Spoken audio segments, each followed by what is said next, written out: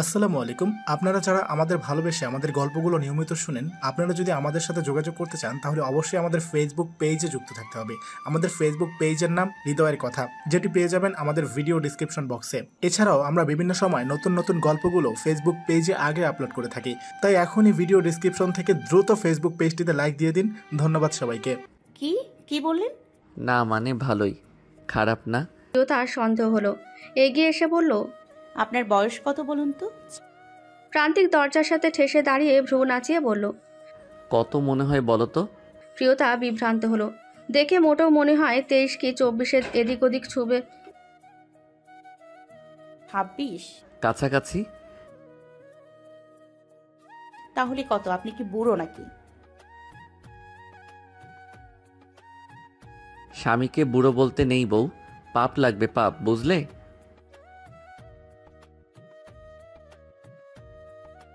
বিয়ের পর আজ প্রথমবারের মতন ভার্সিটিতে আসলো প্রিয়তা। সামনে তার পরীক্ষা, কিছু নোট কালেক্ট করার দরকার ছিল। এর উপর পরীক্ষার ফি দেবার আজই শেষ দিন, নাহলে আরও সপ্তাহখানেক পর ভার্সিটিতে পা দেবার ইচ্ছে ছিল তার। বিয়েই কেবল হয়েছে, এতে নিজেকে কেমন নতুন নতুন লাগছে তার। এমন নতুন লাগার কারণ কি তা জানা নেই। মনে হচ্ছে তার শরীর থেকে কোনো ফুলের সুবাস ছড়িয়ে যাচ্ছে। এই সুবাস বড় তীব্র আর আকর্ষণীয়ময়। এর কারণে কি তার বরমশাই বারবার ছুটে আসে তার কাছে? পরনে সাদা রঙের সালোয়ার কামিজ, শুভ্র রং বরাবরই তার পছন্দের রং। শুভ্র রঙে যেন নিজেকে নতুন নতুন মনে হচ্ছে তার। তাকে দেখতেই এক ঝাঁক মানুষ তাকে ঘিরে ধরল। কাছের বন্ধু বলতে প্রিয়তার তেমন কোনো সই নেই। এই দেখা দেখি হলে কেমন আছো, কি খবর, এসব নেবার মানুষ ছাড়া। তবু আজ সে ভারী অবাক, এতজন এসে একসাথে ঘিরে ধরবে আগে ভাবেনি। সকলে বলছে বিয়ের কথা, এদের না খাইয়ে সে এখান থেকে যেতে পারবে না। কোনোভাবেই না। বাধ্য হয়ে তাদের নিয়ে গেল চায়ের দোকানে। আপাতত চা আর সিঙ্গারা খাইয়ে শান্ত করা যাবে। এসেছে অনেকক্ষণ হলো, সবাই বর দেখতে চাইছে। প্রিয়তার আচমকা মনে পড়ল, বরের সাথে তার কোনো ছবি আছে নাকি? ছিল তো রিসেপশনের, কিন্তু ছবিগুলো যে তার ফোনে নেই। কেউ সেই কথা বিশ্বাস করতে চাইল না। সকলে ভাবলো প্রিয়তা তাদের সাথে ভান ধরেছে। ফোন বেজে উঠল। প্রিয়তা ফোনের দিকে তাকিয়ে ভ্রু কুচকালো। আননোন নাম্বার যে। প্রথমে ভাবলো ধরবে না, আবার ধরেও ফেললো। ওপাশ থেকে পুরুষালী কণ্ঠে তার আত্মা অব্দি কেঁপে উঠল। পেছন ঘুরে তাকালো তৎক্ষণাৎ। ছোটোখাটো একটা ভিড়ের মধ্যে থেকে প্রান্তিক চৌধুরী খুঁজে পেল প্রিয়তাকে। বাজ পাখির চোখ, ধরা আবার পড়বে না। তীব্র সূর্যের আলোয় সবকিছু চকমক করছে। এর সাথে চকচক করছে প্রান্তিকের পেছনে রাখা গাড়িটা। চোখ থেকে কালো সানগ্লাস নামিয়ে রাখলো সে, তীক্ষ্ণ দৃষ্টি প্রিয়তার ওপর। চিকচিক করছে প্রান্তিকের মুখখানি। আনমনে বলে উঠল, আপনি এখানে? প্রিয়তার বরকে পেয়ে এখন আর কেউ ছাড়তে চাইছে না। দ্বিতীয় ধাপে এবার খাওয়া দাওয়ার ব্যাপার চলছে। বইয়ের সামনে ভাব নেওয়ার জন্য প্রান্তিকও বলে উঠল ট্রিট সে দেবে। হট্টগোল হচ্ছে খুব। প্রান্তিকের প্রশংসায় সকলে পঞ্চমুখ। সেই ভালো বর পেয়েছে প্রিয়তা। বাব্বা, দেখতে এমন হিরোর মতো। এমন বর পেলি কোথায়? রেডিমেড খুঁজে আনলি কি করে? এসব কথা শুনে প্রথমবারের মতন বরকে নিয়ে প্রিয়তার অহংকার হতে লাগলো। এই প্রথম বরের প্রশংসায় সেও লজ্জিত। কিন্তু ভিড় ঠেলে এক মেয়ে এসে দাঁড়ালো প্রিয়তার পাশে। কানের কাছে চাপা স্বরে বলতে লাগলো, ও সত্যি তোমার বর? হ্যাঁ। ইস, কেন? তোমার মতো এত ভালো মেয়ের কপালে এমন বর জুটলো? মানে? চোখ মুখ কুঁচকে প্রশ্ন শুধালো প্রিয়তা। মেয়েটি তার ব্যাচের, তাকে চেনে সে। মনের মধ্যে উথাল পাতাল শুরু হয়ে গেল তার। বর এসে হাতখান ধরতেই চমকে উঠল তরঙ্গের ন্যায়। নজর একটু সরতেই মেয়েটিও আড়াল হয়ে গেল। প্রান্তিক চৌধুরী হাত ছাড়ার পাত্র নয়, বউকে সাথে টানলো তার। এতগুলো লোকের সামনে বাড়াবাড়িটুকু নাইবা করলো প্রিয়তা। নিঃসংকোচে হাঁটতে লাগলো দুজন, অথচ তার মনের মধ্যে ঝড়ো হাওয়া বইছে। মেয়েটি এমন কেন বলল? অকপটে প্রশ্ন করলো, আপনি এখানে কেন? শুনলাম তুমি গাড়ি ছাড়াই বেরিয়ে গেছো, তাই নিতে চলে এলাম। আর আমার বউ কোথায় পড়ছে সেটাও তো দেখা দরকার। আমায় খুঁজে পেলেন কি করে? ভালোবাসার জিনিস খুঁজতে হয় মন দিয়ে, আমিও সেভাবেই খুঁজছি। মনের অস্থিরতা কমে আসতে শুরু করেছে। এখন একটু সহজ লাগছে তার কাছে। তবুও কণ্ঠে তার রুক্ষতা। বলে উঠল কেবল, হেয়ালি পড়ায় রাখুন তো। তো কি বেহায়াপনা করব? সব সময় তো সেটিই করেন। বেহায়াপনা বউয়ের সাথে করব না তো কার সাথে করব বউ? প্রিয়তার দৃষ্টিতে দৃষ্টি মিলিয়ে চোখ টিপ মারল সে। প্রিয়তা হতভম্ব। কাজ শেষে দুজন ফিরেছে একসাথে। প্রান্তিক প্রিয়তা পাশাপাশি হাঁটছে। এদিক ওদিক চোখ ঘুরিয়ে বলল, বউ শোনো, কাল থেকে তুমি বোরকা পরে আসবে, বুঝলে? সবাই তোমাকে কেমন দেখছে, দেখছো? প্রিয়তা অন্যদিকে ফিরে জবাব দিল। ওরা আমায় না, আপনাকে দেখছে।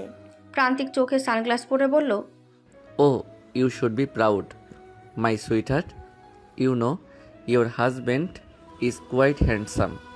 ঠোঁটের করে বাঁকা হাসি, অথচ তার প্রিয়তা মুখের ওপর বলে উঠল, হ্যাঁ, কলেজে প্রথমবার বাদর এসেছে, সবাই তাই উকি মেরে দেখছে।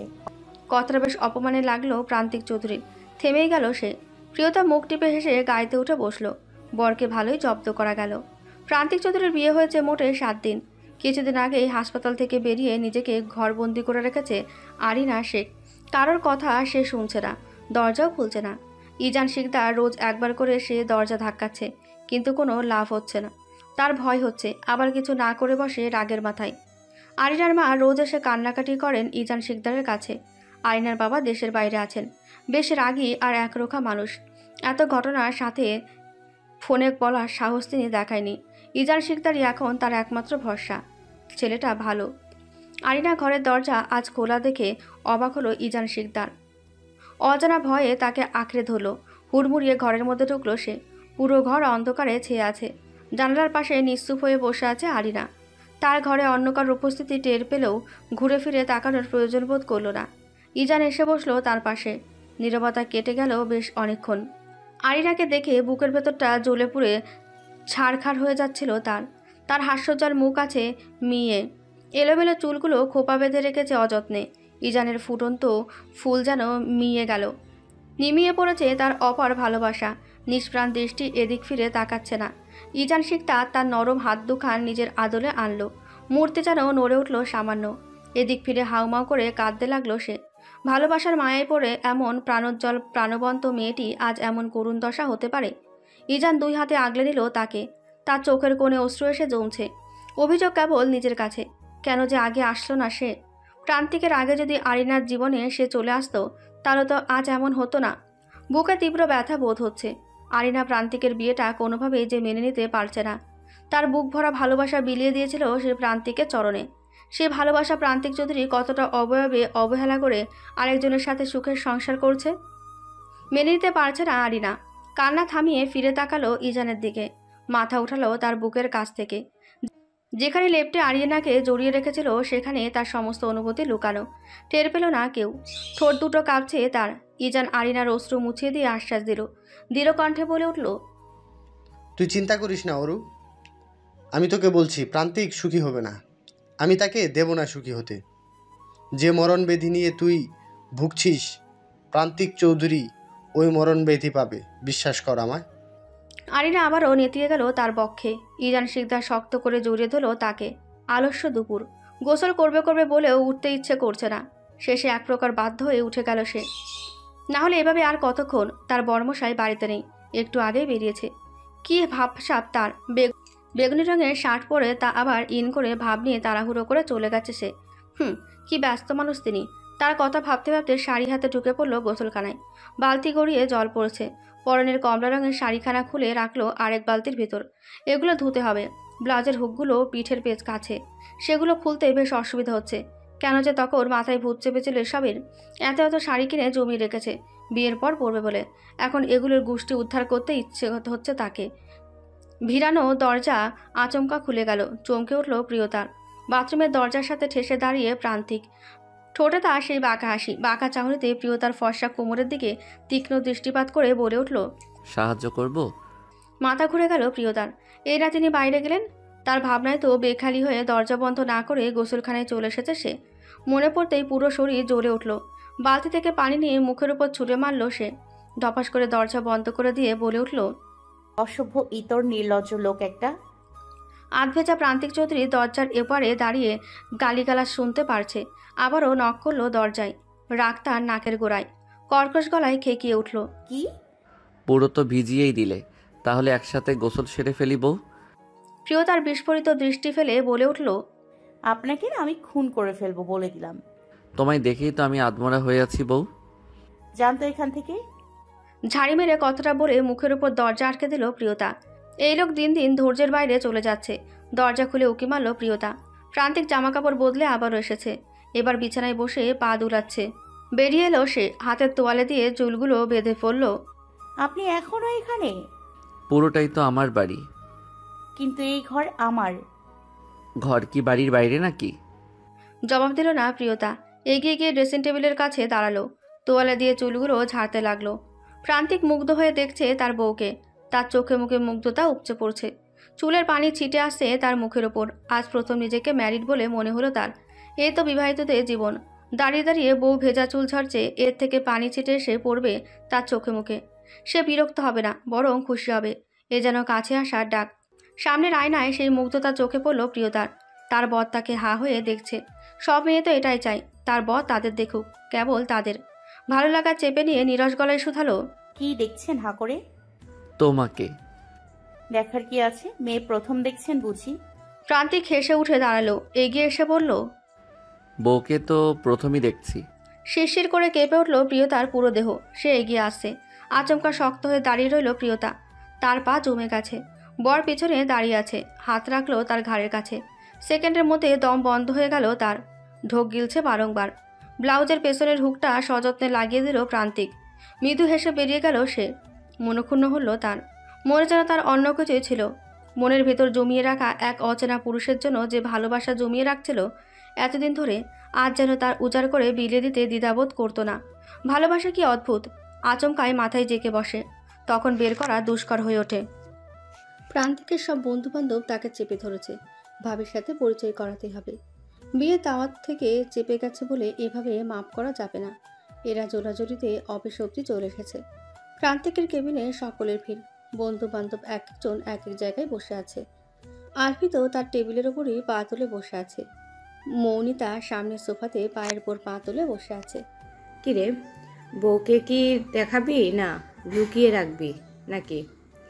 পাগল কেন হচ্ছিস? 100 বার দেখাবো। তোদের না দেখিয়ে উপায় আছে? মান্নাত বলে উঠল, আচ্ছা, জিজ্ঞেস করা হয়নি। তোর বউ তোকে মানতে পেরেছে তো? মানবে না কেন? আমি কম কিসে? আশিক ঠোঁট উল্টে বলল, বাবজান, আমি আবার কম কিসের? ও জিজ্ঞাসা করছে, এমন হঠাৎ করে বিয়ে হলো, বউ কি বলল? কি আর বলবে, আলাদা ঘরে ঘুমাই। আলফি এক লাফে নিচে নেমে গেল।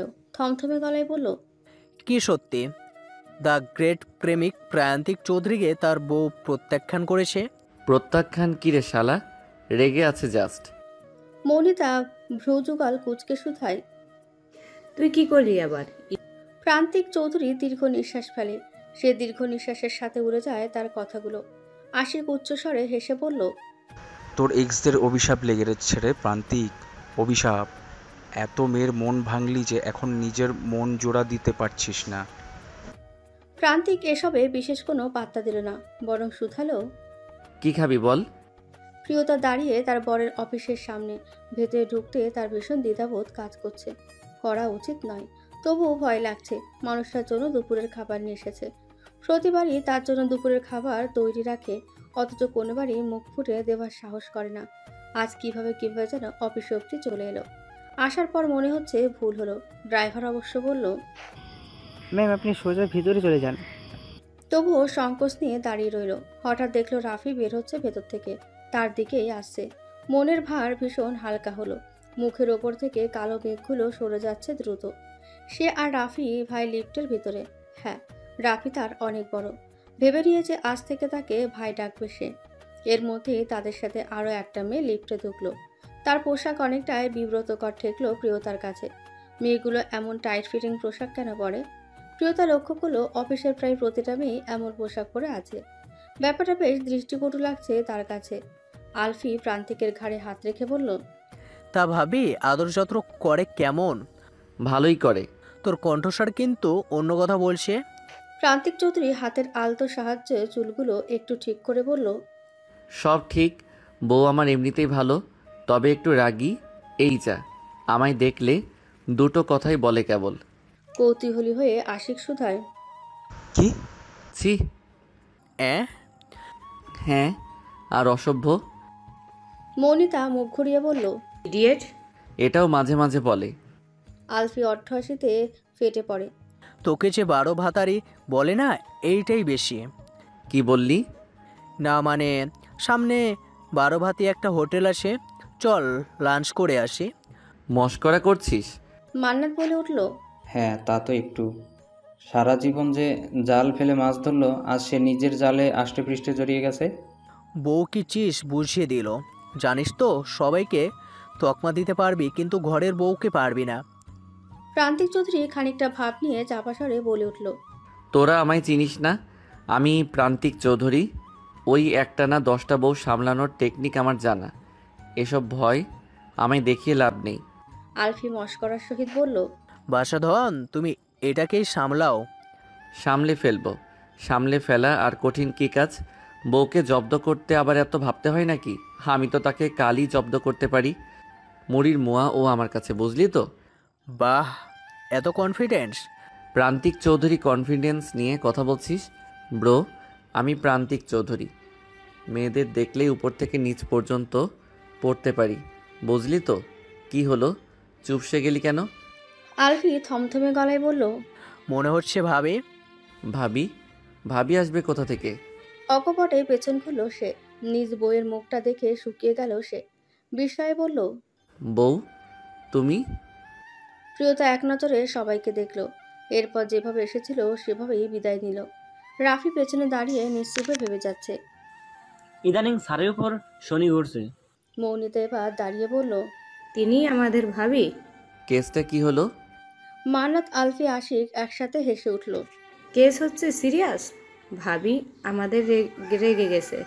এতদিন তো ঘরে ঠাঁই মিলছিল না, এবার দেখ বাড়িতেই ঢুকতে দেবে না। কি বলছিস? আমার বাড়িতে আমাকেই ঢুকতে দিবে না? গাদা দাঁড়িয়ে থাকবি নাকি? প্রান্তিক হন্যে হয়ে বলল, না, আসছি। বেরিয়ে গেল সে। ছুটে গিয়ে ও শেষ রক্ষা হলো না। প্রিয়তা ততক্ষণে লিফটে চলে গেছে। প্রান্তিক সিঁড়ি বেয়ে ছুটে নামছে, তার পেছন পেছন ছুটে রাফিও। অবশ্যই সকলে অবাক নয়নে দেখছে তাদের স্যারের কাণ্ড। প্রিয়তা পৌঁছানোর 7 কি 8 মিনিট বাদে বাড়ি পৌঁছলো প্রান্তিক। গাড়ি থেকে ছটপট নেমে বাড়িতে ঢুকতে যাবে, অমনি দেখলো সদর দরজা বন্ধ। দাঁড়িয়ে গেল সে। দুজন গার্ড দরজা আটকে দাঁড়িয়ে আছে। প্রান্তিক চৌধুরী তাদের সত্যি বললেও কেউ এক পাও সরল না, বরঞ্চ রুক্ষ স্বরে বলতে লাগলো, বাড়িতে ঢোকার অনুমতি নেই। অনুমতি নেই মানে? তোমরা আমায় আটকাচ্ছ? ম্যাম বলেছে আপনাকে যেন ভিতরে ঢুকতে না দেই। এখন ম্যামই সব, আমি কেউ না। দেখি সরো, যেতে দাও। দুজন এক পাও নড়ল না। প্রান্তিক চৌধুরী চোখে মুখে অস্থিরতা। সত্যি কি তবে বাড়ি ঢুকতে পারবে না সে? উঁচু কণ্ঠে শাসালো, এ বাড়ির ছেলে আমি, আর তোমরা আমায় ঢুকতে দিচ্ছ না। এর ফল জানো তো? এই বাড়ির মালিককে বারণ করছো। দোতলা বারান্দা থেকে কণ্ঠস্বর ভেসে এলো, বাড়িটা এখন আমার প্রান্তিক। দাদাজান আমায় ঢুকতে দিচ্ছে না, কিছু বলো। আমি অপরাধ? ঘরের লক্ষ্মীর কথা শেষ কথা। আমি তোমার শেষ বংশধর দাদু, তোমার রক্ত। বাইরের একটা মেয়ের জন্য এভাবে বেইমানি করবা? তৎক্ষণাৎ দাদাজানের চা হাতে ঘরে প্রবেশ করলো প্রিয়তা। প্রান্তিক চুপসে গেল। আজ যেন তার দিনটাই খারাপ। এবার মিষ্টি স্বরে বলে উঠল, বউ শুনছো? এই যে মিসেস, একটু দয়া করুন আমার উপর। সরি বলছি তো বউ। ও গো বউ। সকলের সামনে এমন মিনমিন স্বরে ডেকেও বিশেষ কোনো লাভ হলো না। প্রিয়তা ফিরে অবধি চাইল না, যেন প্রান্তিককে দেখতেই পায়নি সে। ফের চলে গেল অন্তর্মহলে। দাদাজান চায়ের কাপ হাতে নিয়ে আয়েশ করে খেতে বসলেন। নাতির নাজেহাল অবস্থা দেখে মনে মনে ভীষণ খুশি হলেন। তাকে টাইট দেবার জন্য প্রিয়তার মতোই একজনকে দরকার। উপায় না পেয়ে প্রান্তিক এবার বাড়ির সামনে এসে দাঁড়ালো। বাড়ির নিচে দুপাশে ফুলের বাগান, এরপর বিস্তর খোলা জায়গা। ছোটবেলায় এখানে সে আর দাদাজান মিলে ক্রিকেট খেলতো। এখন সেখানে তার গাড়ি দাঁড়িয়ে। গাড়ির ওপর বসে রাফির ক্লাস নিল কিছুক্ষণ আগে।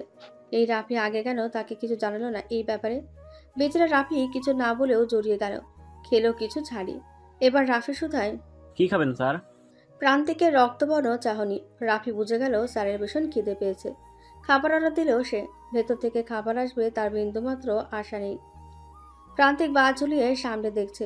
ব্যালকনিতে তার বউকে দেখতে 2 হাত নাড়ল সে। প্রিয়তা পাতা দিল না, কেবল চেয়ে রইল এক মনে। প্রান্তিক এবার গায়ের সুরটা করে রাখলো গাড়ির ওপর। শেষ বিকালে তার গরম লাগছে ভীষণ। এখন আবহাওয়া যেন এরকম। মাথার উপর সূর্যের কি তেজ। সবাই আজ তার বউয়ের মতন তেজ দেখাচ্ছে তার সাথে। ইন করা শার্ট খুলে ফেললো, স্টাইল করা চুলগুলো এলোমেলো করে শব্দ করে শ্বাস ফেললো সে। রাফি হাজির একটা পিৎজা নিয়ে। গাড়ির ওপর পিৎজা রেখে দুজনে আরাম করে খাচ্ছে। প্রান্তিকের পছন্দের খাবার পিৎজা, সাথে কোল্ড ড্রিঙ্কসও আছে।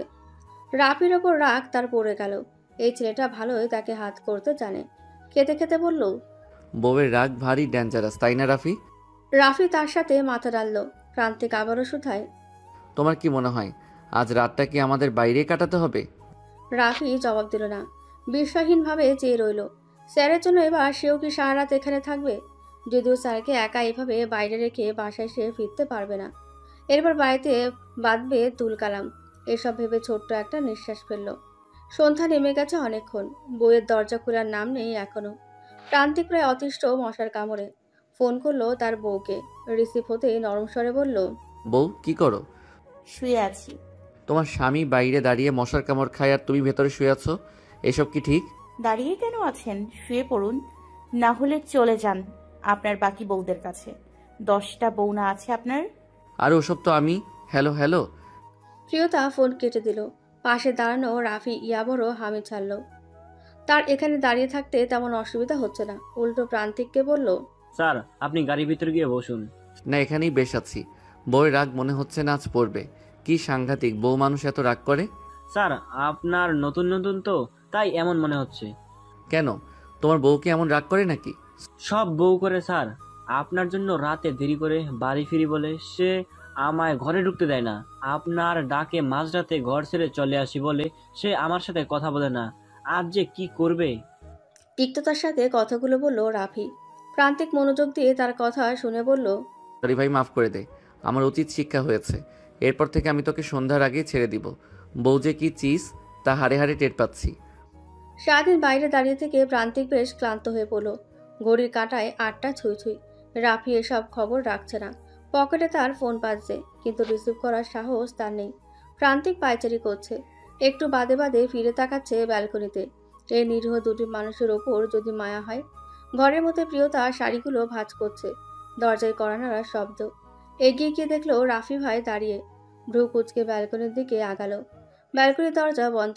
কাঁচের দরজার ওপার থেকে সব স্পষ্ট দেখা যায়। প্রান্তিককে না দেখে ভারী অবাক হলো সে। আচমকা চমকে উঠল সে। ব্যালকনির দরজা লক করা।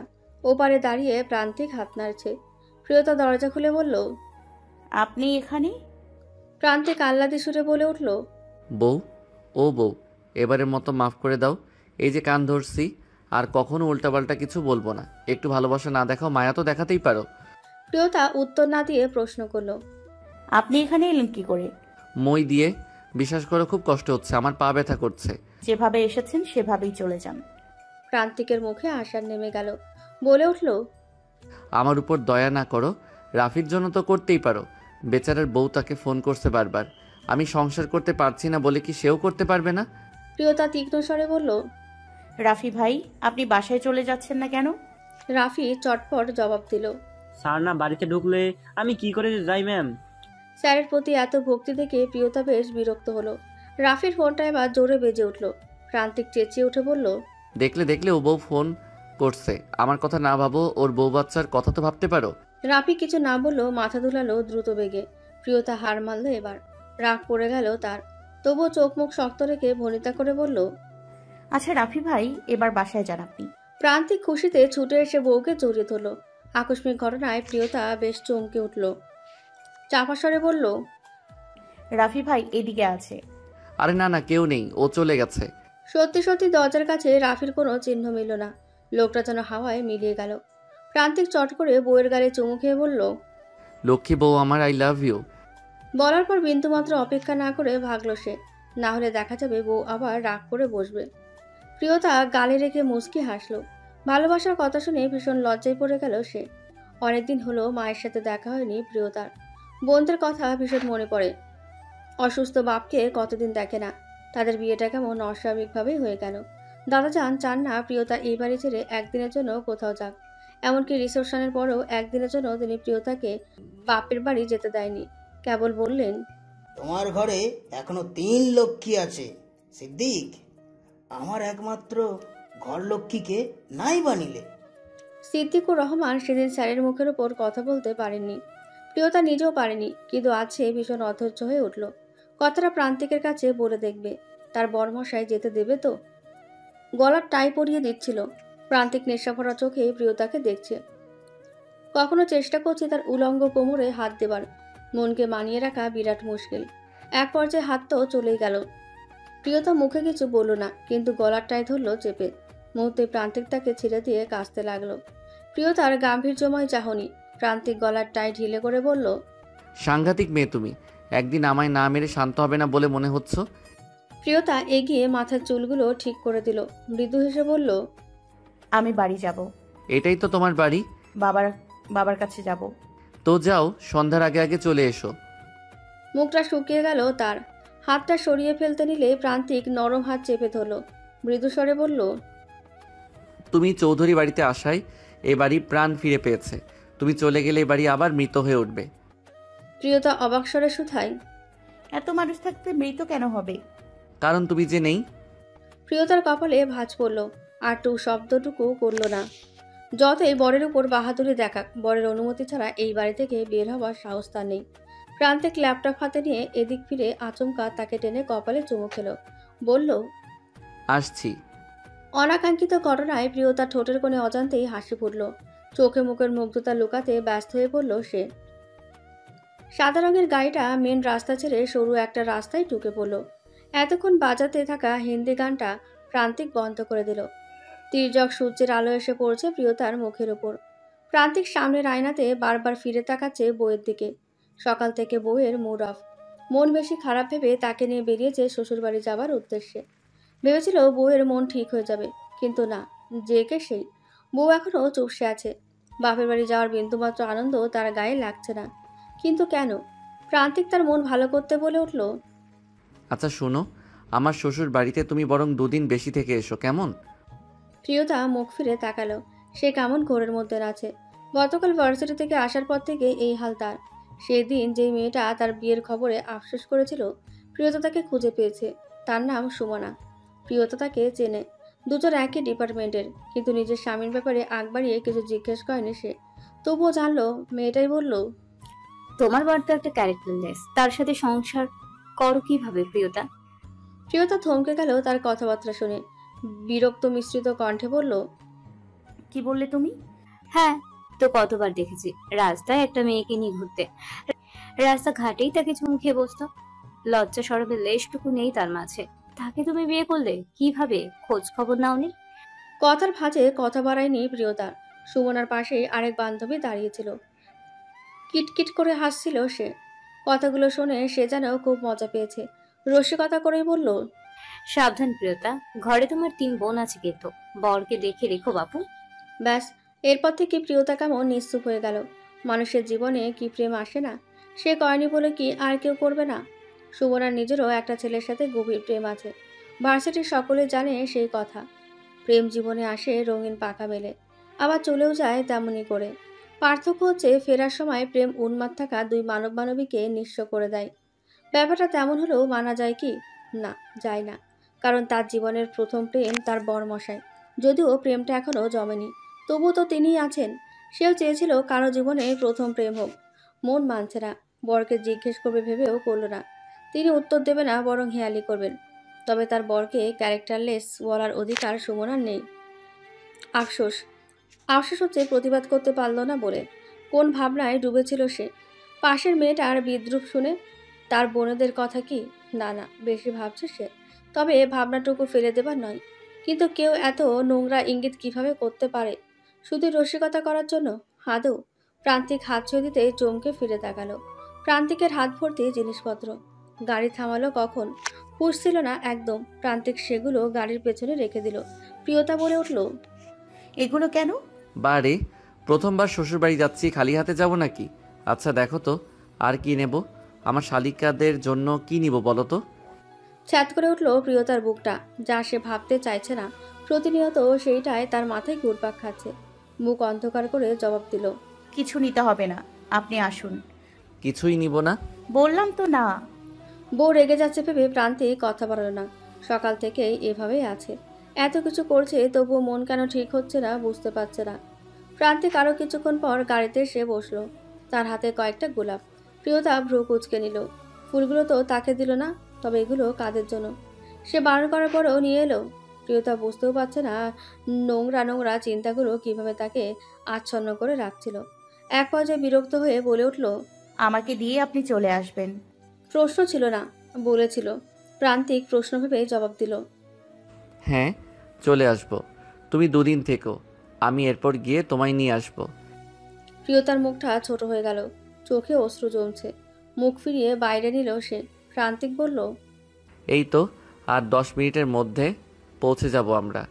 ওপাশ থেকে জবাব এলো না। প্রান্তিক নিজেই বলতে লাগলো, তোমাদের কত সুখ, তাই না বলো? কেমন? এই যে তোমরা 4 বোন, ছোট থেকে একসাথে বড় হলে, কত আনন্দ, কত স্মৃতি। আর আমায় দেখো, আমি তো ছোট থেকেই একলা। প্রান্তিক কখনো তিক্ত স্বরে কথা বলে না, তবুও শেষের বাক্যটুকু বড় তিতকুটে শোনালো প্রিয়তার কাছে। মনে হচ্ছে অনেক বেদনা লুকিয়ে আছে সেখানে। প্রিয়তা তার শ্বশুর শাশুড়ির মুখ দেখেননি, তাদের কোনো ছবি নেই বাড়িতে। বিয়ের পর বাবা বলেছিল তার শ্বশুর শাশুড়ি কেউ বেঁচে নেই।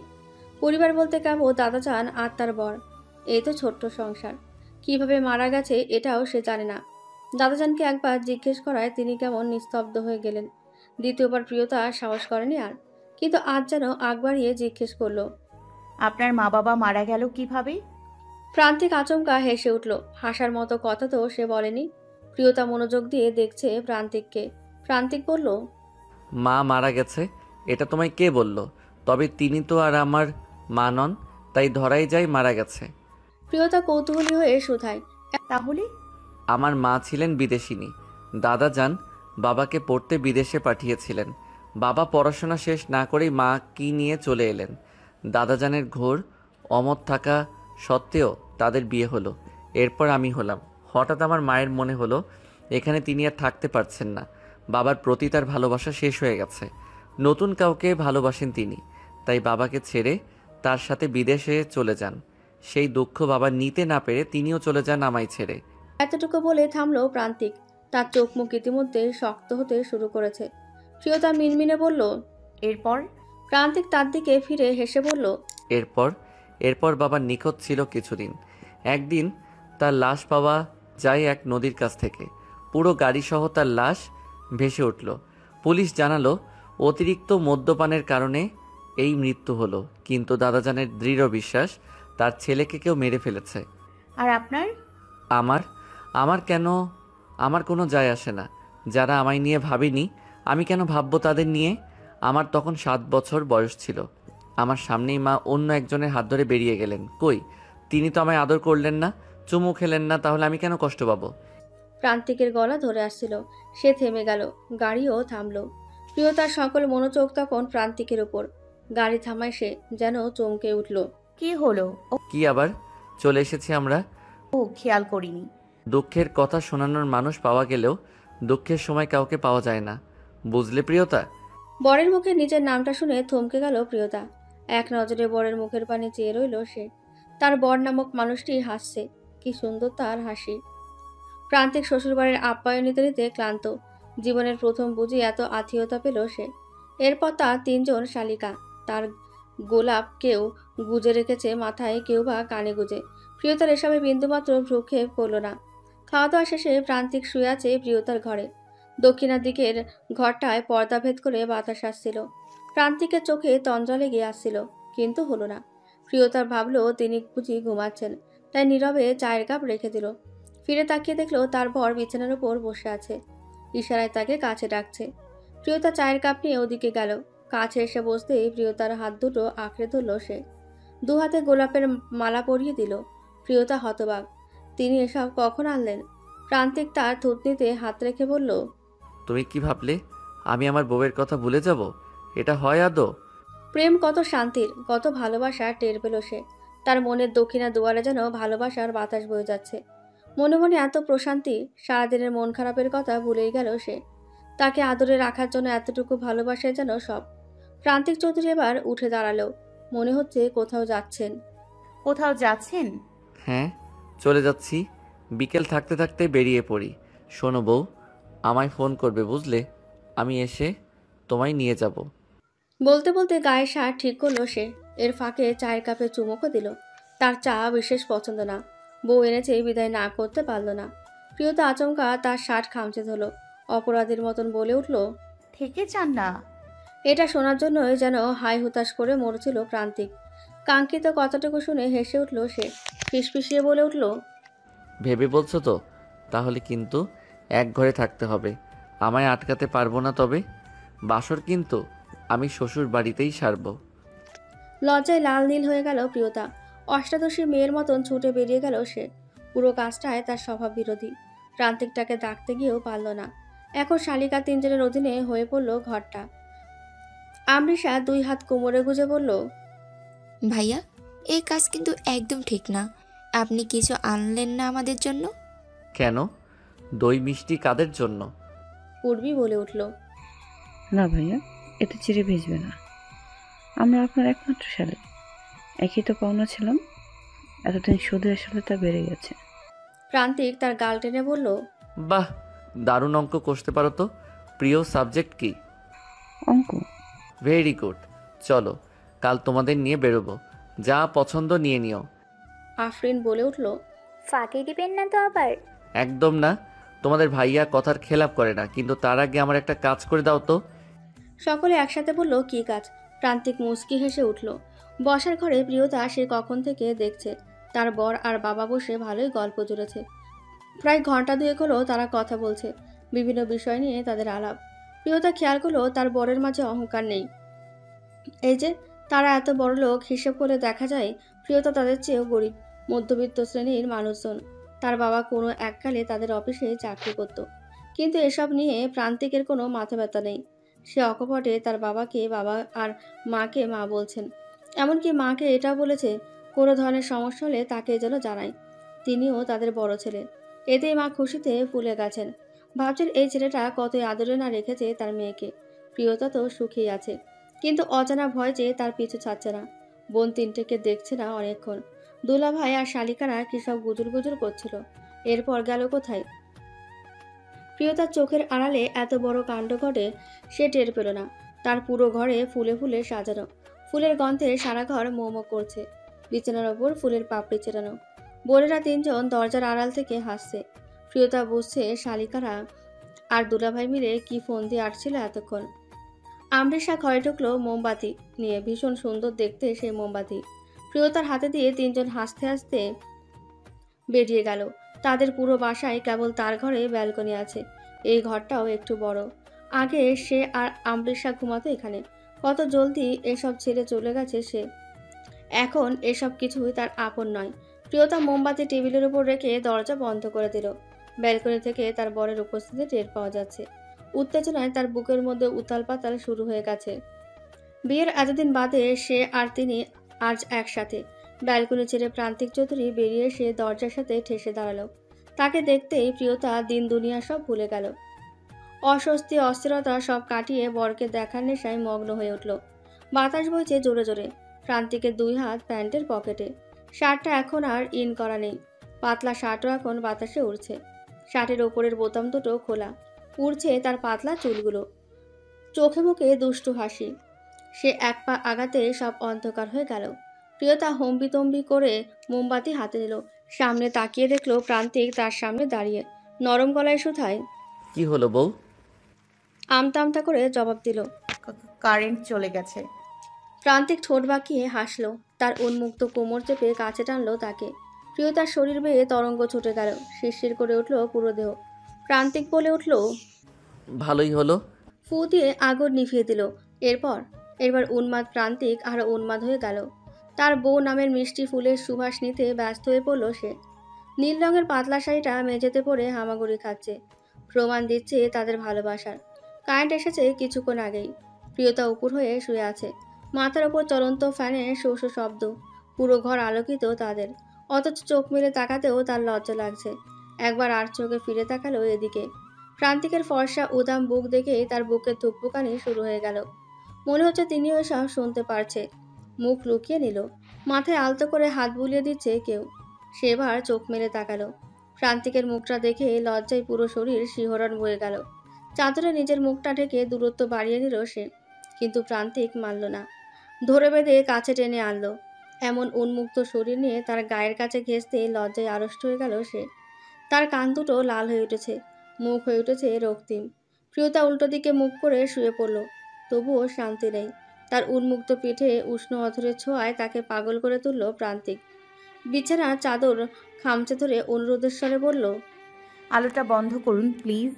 প্রান্তিক তার গা ঘেঁষে কানের কাছে ফিসফিসিয়ে বলল। কেন? প্রিয়তা মুখ ফিরিয়ে এদিকে তাকালো। প্রিয় পুরুষের মুখখানি দেখেই বুকটা ধক করে উঠল। বিয়ের বন্ধনের পরেই তো তার সাথে আত্মার সম্পর্ক হয়ে গেল, আজ হলো হৃদয়ের সম্পর্ক। অসহায় কণ্ঠে বলল, লজ্জা লাগছে খুব। প্রান্তিক যেন ফের উন্মাদ হয়ে উঠেছে। তার উন্মাদ আচরণ প্রিয়তাকে লজ্জায় মিশিয়ে দিচ্ছে। অধর দুটো গাল বেয়ে এবার গলার কাছে ঠেকল। প্রিয়তা অনুভব করলো তার হাত যেন প্রিয়তার কোমরেই আছে। ঘন ঘন শ্বাস নিচ্ছে সে।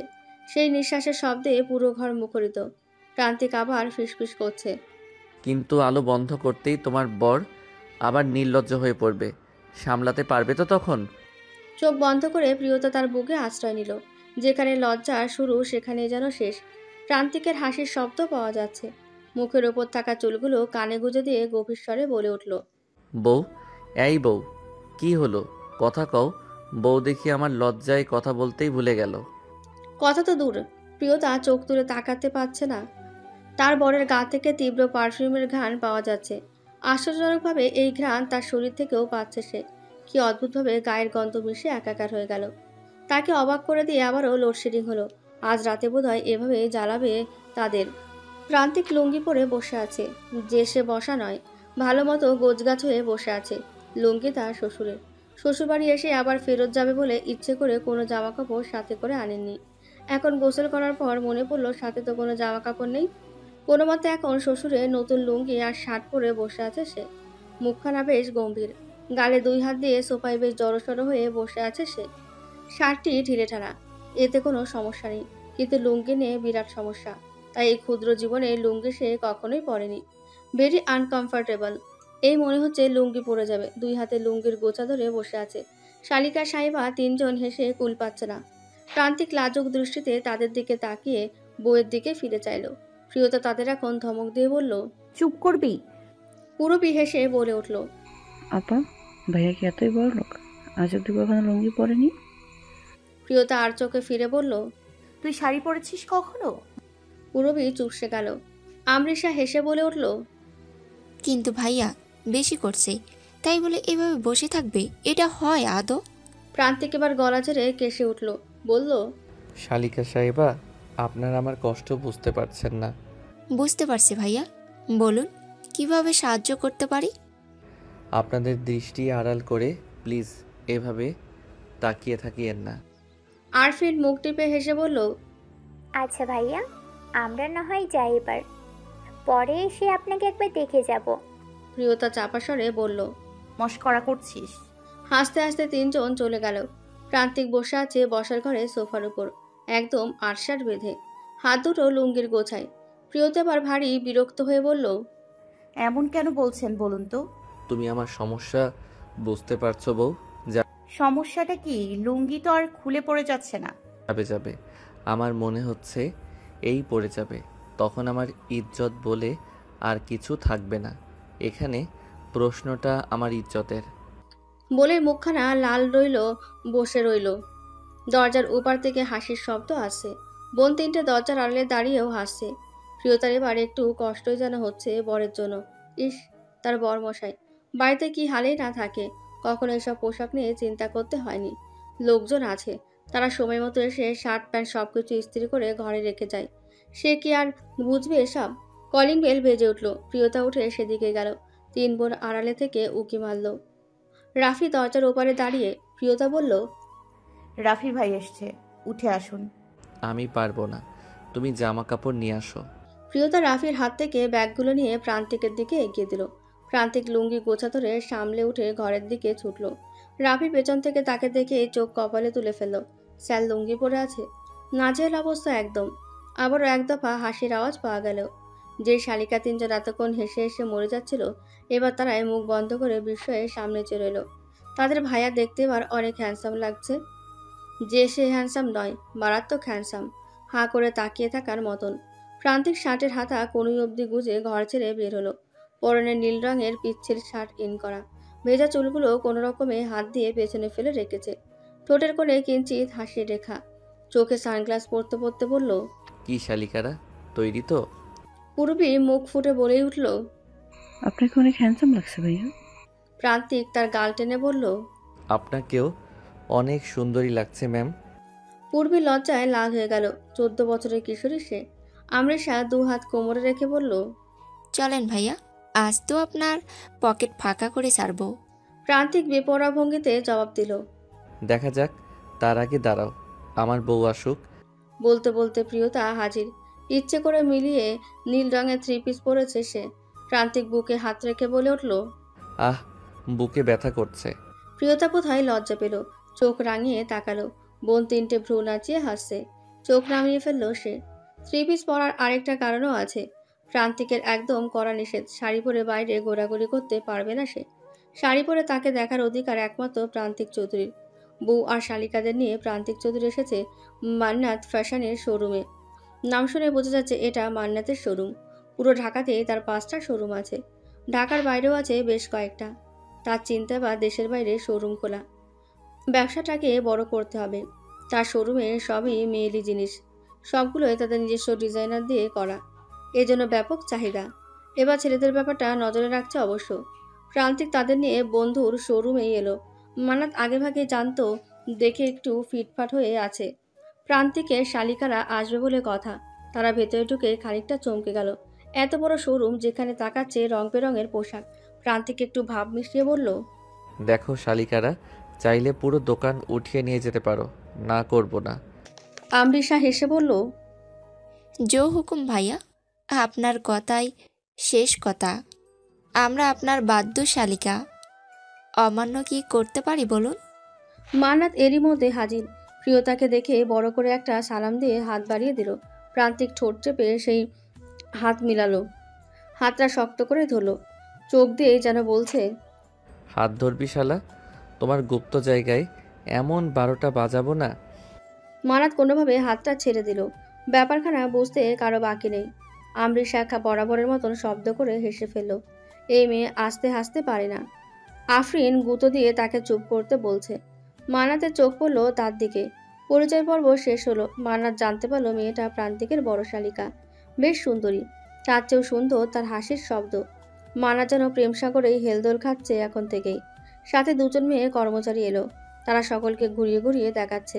মান্নাত সুযোগ পেয়ে প্রান্তিকের শালিকাদের সাথেই গেল। প্রান্তিক বউকে নিয়ে গেল অন্যদিকে। বউকে ঘুরিয়ে ঘুরিয়ে এটা সেটা দেখাচ্ছে। পূর্বী আর আফরিন দেশ দেখতে ব্যস্ত। আমরিশা সেই কখন থেকে খেয়াল করছে একজোড়া চোখ তার দিকে নজর দিচ্ছে। পাশের লম্বা চওড়া ছেলেটা একটু বাদে বাদে তার দিকে চাইছে। খানিকক্ষণ আগে জানতে পেরেছে লোকটা ভাইয়ার বন্ধু, তাই সাহস করে একটা ঝাড়ি মারতে পারছে না, নাহলে এতক্ষণে বুঝে দিত আমরিশা কি জিস।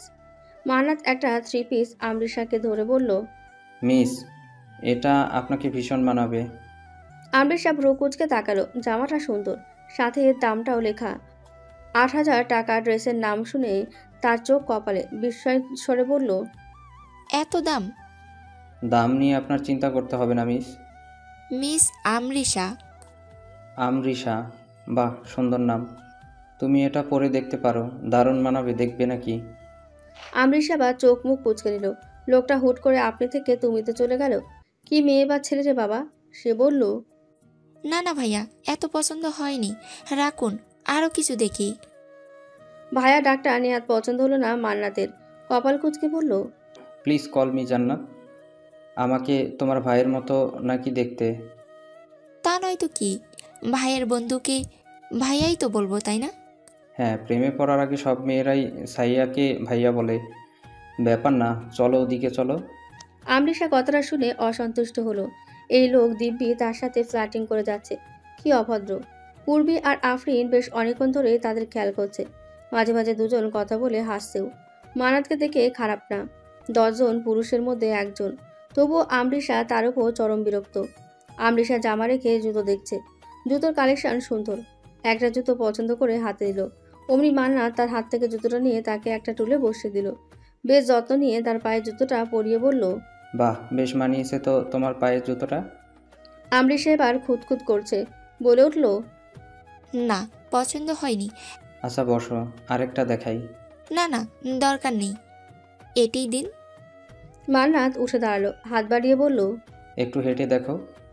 আমরিশা নিজেই উঠে দাঁড়ালো, একটু হেঁটে জুতোটা খুলে বলল, দিয়ে দিন। মান্নাত ফিসফিসিয়ে বলল, তুমি কি রেগে আছো নাকি?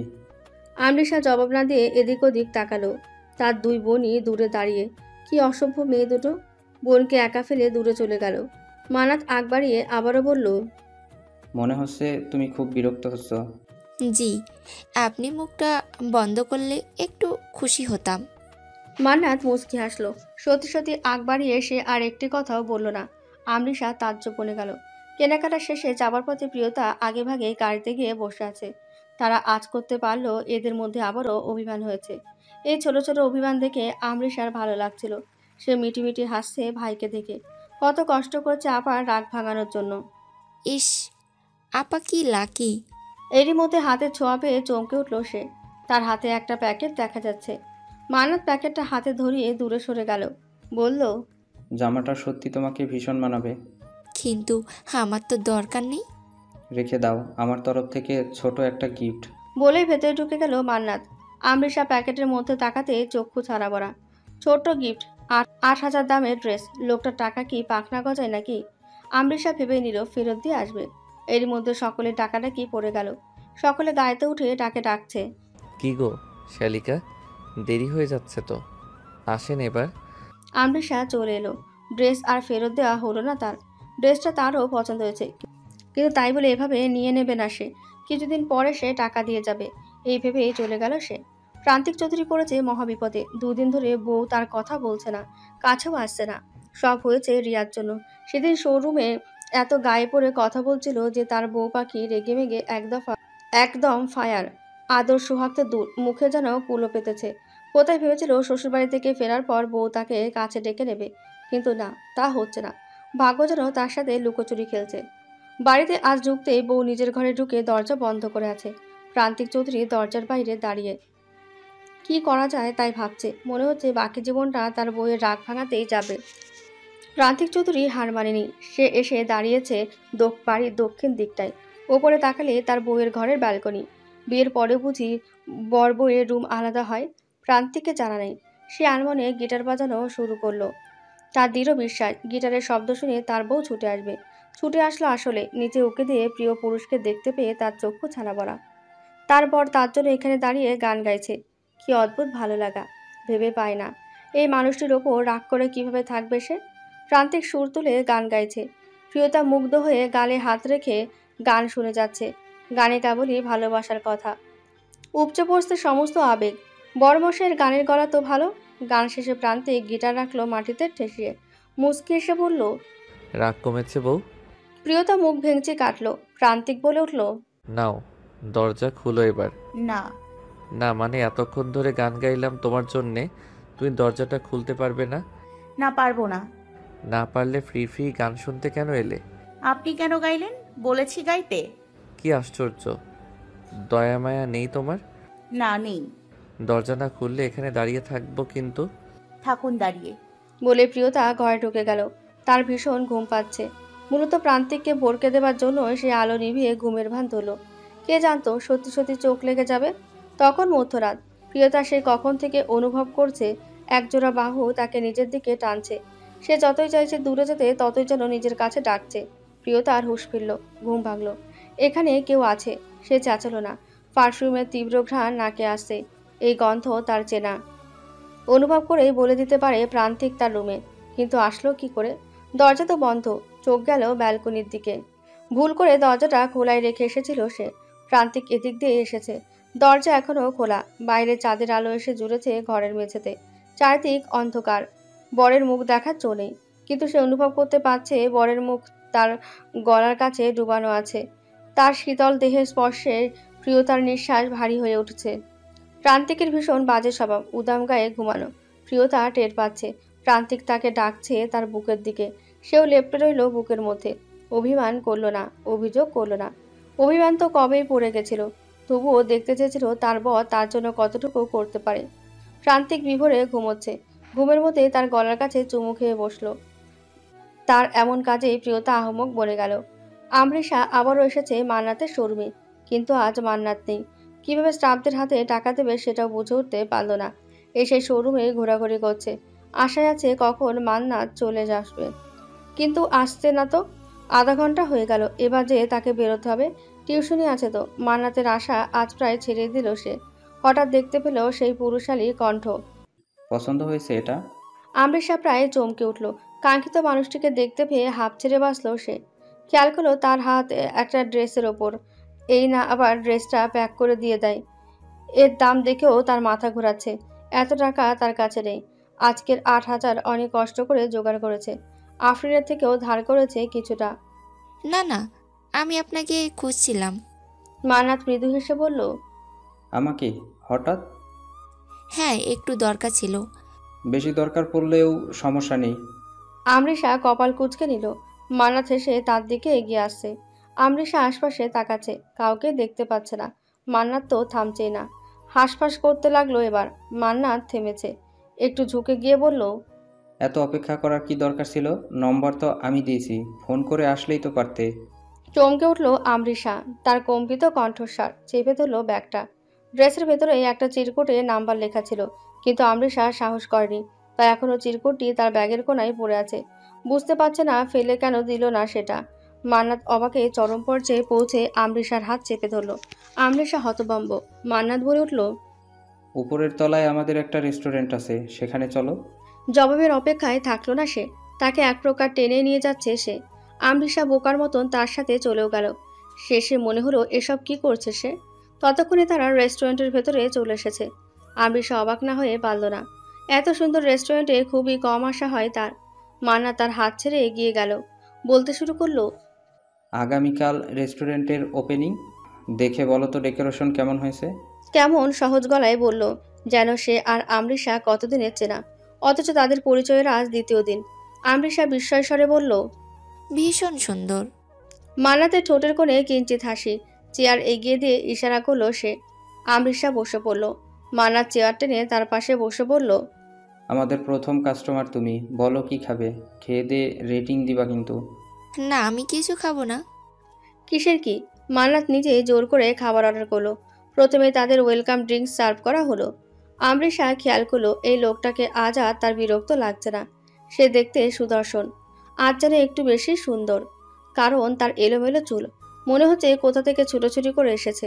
আমৃষার ভীষণ জানতে ইচ্ছে করছে তিনি কিভাবে জানলেন আমৃষা এখানে, কিন্তু প্রশ্ন করার সাহস কুলালো না। সে বেশ বুঝতে পারছে মান্নাত তার উপর লাইন মারছে। বলো কি কাজে এসেছো। আমৃষা ব্যাগ থেকে টাকাগুলো বের করে এগিয়ে দিল। মান্নাত সামান্য বিরক্ত। কিসের টাকা? ওই ড্রেসটার। আপনি প্লিজ দামটা রাখুন। মান্নাত তার উরুতে এক হাতে ভর দিয়ে আমৃষার দিকে এগিয়ে গেল।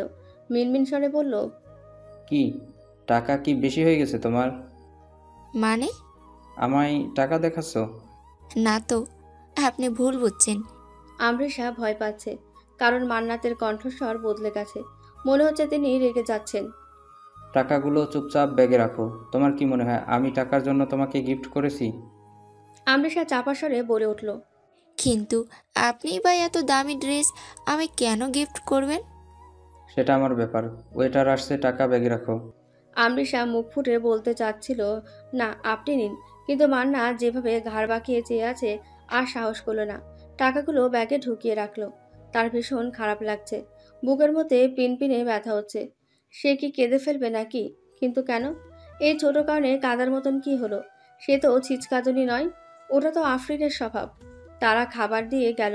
মান্না দৃঢ় কণ্ঠে বলে উঠল, আমি লাঞ্চ রেখে তোমার জন্য ছুটে এসেছি, প্লিজ খাওয়া শুরু করো। আমৃষা মুখ ভেঙচে কাটলো। চামচ হাতে নিয়ে ভাবতে লাগলো সে কেন লাঞ্চ সেরে এসেছে। সে কি একবারও বলেছে আসতে? লাঞ্চ সেরেই আসতো। এত টাকা কেন পড়লো তার? অদ্ভুতভাবে খেয়াল করলো মান্নাতের সব কথা সে মানতে শুরু করেছে। কি আশ্চর্য! কিসে পড়ো তুমি? দেখে তো মনে হয় ভার্সিটিতে, কি ফাইনাল ইয়ারে নাকি?